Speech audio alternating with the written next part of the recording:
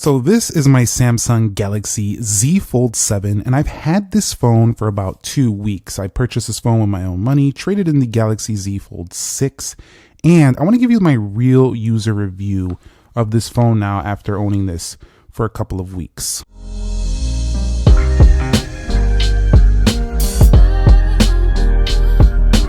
So what is up, guys? Nick here, helping you to master your technology. And the very first thing I want to talk about is the price. So the Samsung Galaxy Z Fold 7 is no joke in the price point. It's over $2,000 depending on which configuration you go with.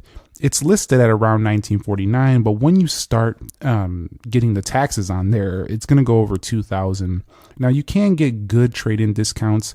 If you missed a pre-order, you're not going to get the best ones, but you can still get some good trade-in discounts depending on which phone you're trading in. Usually the biggest trade-in comes from if you're trading a Z Fold 6, which is the highest tier phone, or maybe even like an Ultra Samsung, you'll get a pretty good discount on this phone. But after a couple of weeks, I don't like the increase in price of this phone for one reason. I do understand, bigger screen on the outside, bigger screen on the inside, but they took away the S Pen.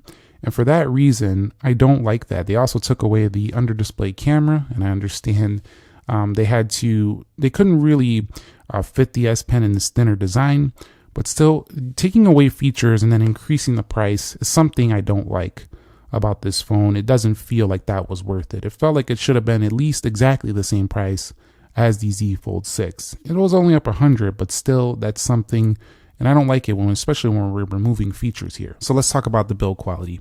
I absolutely love it. It still feels very well engineered. As usual, Samsung has had several years to go ahead and refine the Galaxy Z Fold 7, and while they are stepping into a new territory here with a thinner design, if you watch the Jerry Rig Everything video, you'll see that he wasn't able to snap it in half. I'm not going to do that here in my video, but I definitely like this super thin hinge area. The Samsung, it's like they barely fit the Samsung logo in there. But definitely, it just feels very premium across the board. You can see it's so thin, in fact, that the USB-C section right there where you're going to go ahead and put the USB-C cable is barely fitting on the edges there. It also has that trademark like squarish look that the Ultra has from Samsung, and they went back to their shinier camera rings. So overall, I definitely think this phone is well engineered. It feels very premium, and definitely feels its price tag when it comes to that stuff.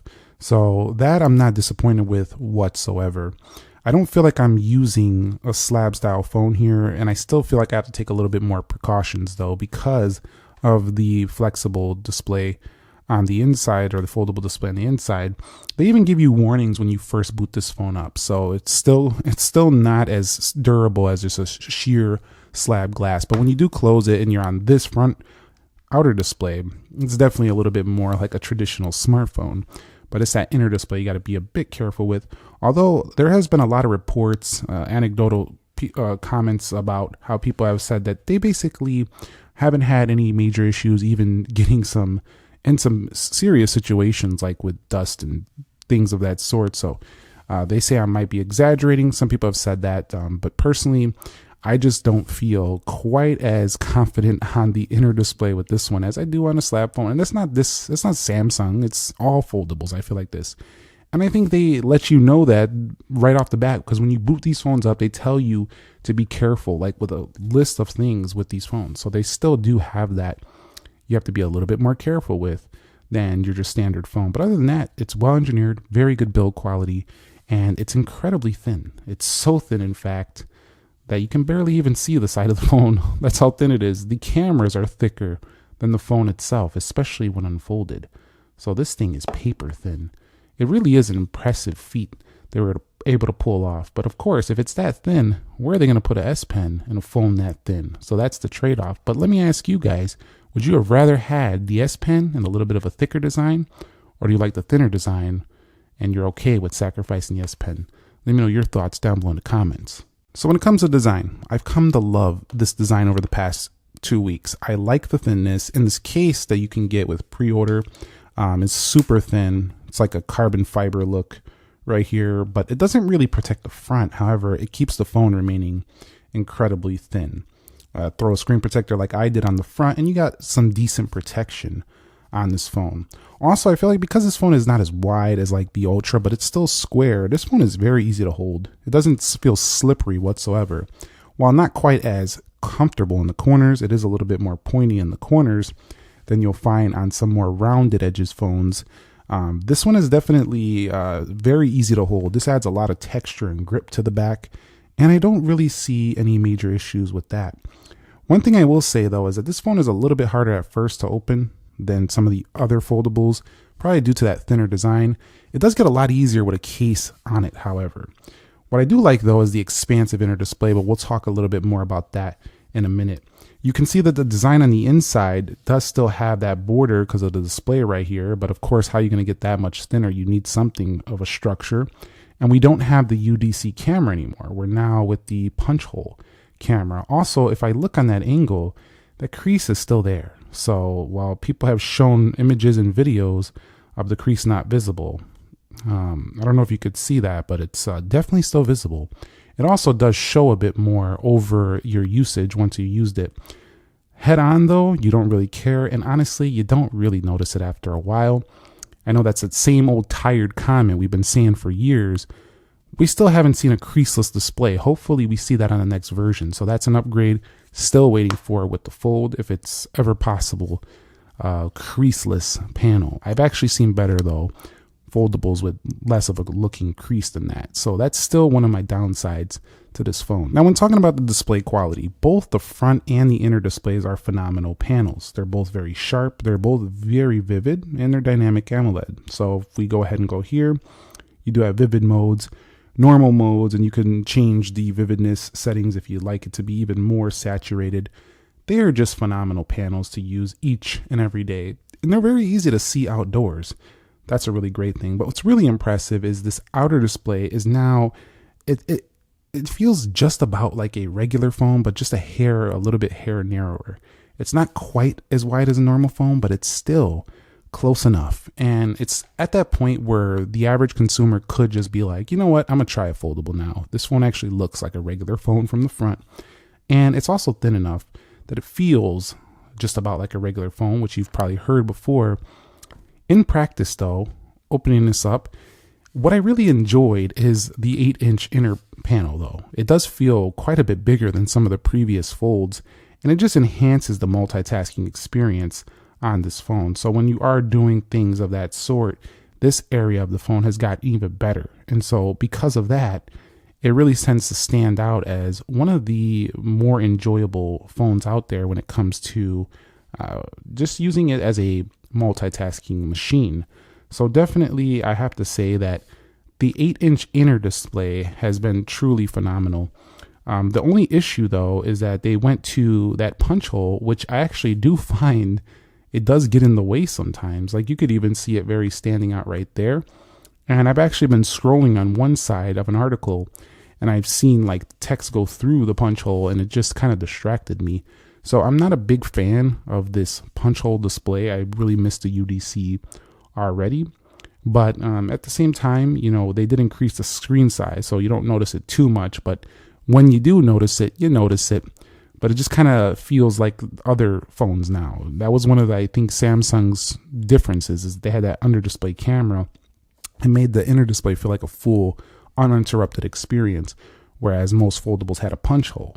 Now they just have a punch hole too, so they don't feel really special in that area. But what is special is the display size and just functionality, and One UI 8 on here just all works together to be one very polished and very useful experience for this phone. So it's truly a useful tool if you want to do multiple things on display. It really does a phenomenal job in this area. So when it comes to the performance, this thing is a rocket. I don't care how many games you're playing, what you're doing. It's not only fun to use, but it's very fast. It's very quick, and it just operates so smoothly and so seamlessly, and it just pops between applications. It just handles multitasking, gaming, whatever you're doing, like an absolute champ. And because of that reason, I just can't not be impressed with this phone for that reason. It's just like the S25 Edge, S25 Ultra, S25, S25 Plus, the entire S line. This is basically the Z version of that. One thing I will say though is that it's not quite as good at sustained performance as the Ultra. Where's my 3D? It's not quite as good as the Ultra when it came to my results. I got worse scores here, a little bit worse frame rates, but they're still respectable and they're still about on par with like a 16 Pro Max. So this phone is definitely a great phone to switch from the iPhone if you want to try out foldable. It definitely has the performance to match. So 2 weeks later with the software, it's been an enjoyable experience. It really has been. You have One UI 8 on here. It's very polished. Samsung's been doing the foldable game for a long time. And so everything feels like it's pretty well optimized, and most apps operate very well. Nothing feels beta, anything like that. So I do think that, if you want a foldable, you want to try a foldable, this is going to be one of the best options for you out there for sure. You're just not going to find many foldables with this many features and this much going on. So Samsung definitely is retaining that they do everything in one phone kind of feel. But it's no longer a Swiss Army knife because they got rid of the S Pen. Now I'm using this third-party stylus, which tends to work well, but it doesn't have palm rejection or anything like that. Plus, I can't install it on the body of the phone, so I basically have this pen thing that I gotta like watch where this is at. It still works pretty well though. It gets the job done. And for some people who just want to jot down notes and kind of just navigate the phone, you could do that. But this can work with any phone as well. It's a Swiss Army knife of phones, but with one tool removed from the kit, and you know which one that is. We mentioned it multiple times already in this video, but I'm truly missing that one feature. Other than that, it's still the Samsung experience. You do have yourself the Galaxy Store, you do have yourself the Play Store, so you can kind of do both, and then you can use their ecosystem along with. You can also use other Google products as well, like if you want to use other Wear OS watches or use other Google-based Android products. That's what's cool about this phone. It's kind of like universal. You can use all the Samsung ecosystem stuff, but you can also use all the Google ecosystem stuff. And you can even, operate Garmin watches and other things that are just not Samsung oriented if you want. So it feels a little bit more open and free than you would find on something like the iPhone. So one area that has been a bit disappointing for me on this phone has been the battery life. Honestly, for the price, I expected better. The increase in size is basically nothing. And I don't care if it's still fine or it's good enough to get through the day. I wanted to see better battery life than ever before, especially now that we have a bigger display. I think it's a miss on Samsung's part because they made the phone bigger, but they didn't really increase the battery life. It kind of gets through a full day and then maybe a little bit more if you're a lighter user. But I just find myself wishing this had a silicon carbon battery or something larger than what it has so it can really shine in this department. One of the things about a foldable is that you might find yourself using the inner display a lot more than you would use even an outer display on a regular phone because it's so immersive. You want to watch content, you want to use the heck out of this thing. And so having worse battery life than some of the competition in the foldable space has really made this not my favorite overall in terms of this area. So I definitely want to see Samsung boost the battery life on the next versions, especially at this price point. Like, we should be seeing the best of the best battery technology out there on this phone, but we still kind of have the same type of battery tech we had on the Z Fold 6 here. Similar to what they did with the S24 Ultra, the S25 Ultra. They didn't really increase that substantially either. So let's go ahead and talk about the cameras. They've done a fantastic job here, including the 200 megapixel camera on board. That is a very, very big upgrade for the Z Fold 6 or 7, finally giving you a much sharper result. I have found though that these results don't turn out quite as sharp as what I've seen on the S25 Ultra or even the 16 Pro Max. Unless you put on the 200 megapixel on their 12 megapixel. I don't know what it is. They just look a little bit softer to me. It doesn't zoom quite as far. I personally think this camera is more like the base S25, closer to that, than their top of the line S25 Ultra, or similar to more like the S25 Edge where they put the 200 megapixel camera. One thing I really do like though is that you have pro video and all these modes that you'll find on the Ultra. You do even have log recording and of course some AI stuff as well. So definitely it's a fun phone to use, and I don't think the camera is no longer an issue to the point where you would not want to choose this just on this merit alone. I definitely think it's finally prime time though, and I think the camera setups together make for a phone that you could finally switch from a regular flagship and still be fine. So they're definitely that good now.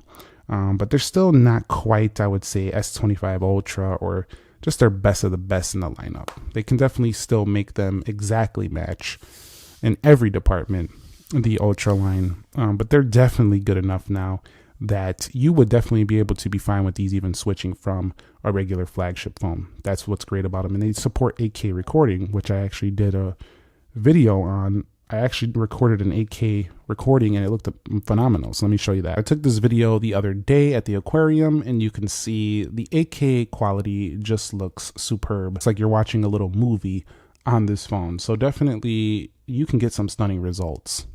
And here's a photo sample I took of Nemo at the aquarium as well. And you could see this is what I'm talking about though a little bit. The post-processing here, while the fish are moving, it's a little bit hard to capture them. I was also taking some samples with my iPhone and was able to get sharper results than this. So you can see as I zoom in, I wish this was a little bit sharper. It tended to soften that image just a little bit, but definitely still good. Just I wish they would do a little bit better with the post-processing, making it just a tad sharper. Maybe you don't like that, but I tend to like a sharper photo. Let's take a look at what I've seen on the iPhone by comparison. So these aren't the exact same fish, but you can still see the processing effect here from the 16 Pro. If you take a look here, the fish just looks sharper, and these fish were moving quite quickly as well. So you can see when I look at the Z Fold 7 here, I think they tend to just soften the image a little bit. It just looks a little softer to me. And then over here, I just feel like the outline, or maybe it's just a sharp, I don't know if Apple's doing some sharpening or something, but it just tends to look a little bit more detailed. So that area, I think they could do a little bit of work on. Unless I'm just missing a feature, let me know down below in the comment section below. I did find though that this is a 12 megapixel shot. As I do put 50 or 200 megapixel, it tends to really give me a sharper result though. And audio performance that fires out the bottom of this phone and the speakers up top is pretty great. So I have no issue there. I also have to state that the phone call quality on the Z Fold 7 is great, along with the signal strength, just like an S25 Ultra, been very good. And I like how with this one, unlike the flip phone, you do get yourself wireless DeX. So you can do DeX on here, and you can use the Z Fold 7 as a mouse. So you can really get a lot done with this phone across the board. So in conclusion, on a scale of 1 to 10, if I could give this phone a total score, it would be an 8 out of 10. And I almost couldn't open it right there. But it would be an 8 out of 10. And I would have to take away 2 points for the S Pen and support not being there, and the non-improved battery. I wish it had better battery life overall. But I do think it does offer the best foldable experience yet for the mainstream consumer who wants to replace a slab style phone, and it's closer to that than ever before. As a matter of fact, it's there now. So if you want to replace a slab, this is the best time ever to do that, as long as you don't care about S Pen, which you probably don't even use if you're using something like an iPhone or an S Plus or something like that. So this one feels more like it was meant for the everyone, and I feel like the Z Fold 6 and some of those were more of a tech enthusiast foldable with the S Pen support. But I feel like Samsung's going more mainstream here with this one. Let me know your thoughts down below in the comments below. Overall, it's been a 8 out of 10 for me. Let me know your thoughts down below. Thumbs up if you enjoyed it. Subscribe if you haven't already. And I'll catch you on the next one. Nick here. Be sure to be well. And peace.